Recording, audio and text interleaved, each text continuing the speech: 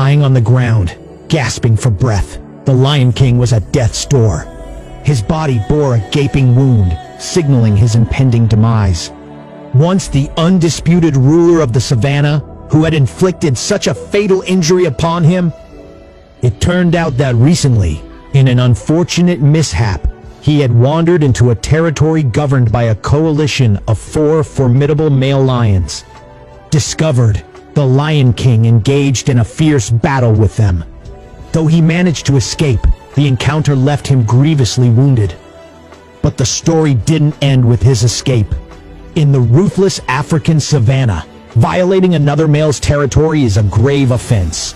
Such trespasses usually end in death, either for the invader or the incumbent. The coalition scoured the land for the injured king, knowing well that he couldn't have gone far.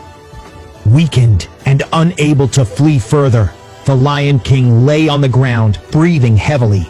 Eventually, the coalition found him lying beside a narrow path.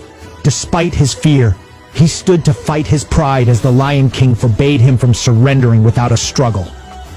But facing the relentless assault of younger and stronger adversaries, his pride was not enough. The coalition took turns attacking, but the king's strength was spent. Once a mighty ruler, age and the expansion of his territory had forced him into a nomadic life. The moment he stepped into this coalition's territory, his fate was virtually sealed. His advanced age meant the young coalition would never accept him, and for the sake of eliminating a potential threat, they were determined to kill him. Such is the brutal law among lions, a rule embedded in their very essence from birth. The scarred Lion King eventually ceased his resistance.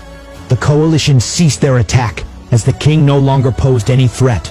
All that awaited him was the slow ebbing of life.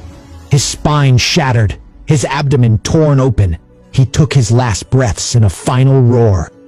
He wouldn't survive the night. Having lived a life marked by constant battle, this end might have been fitting for him. This place would be his eternal resting ground. Born here, he would now return to it forever.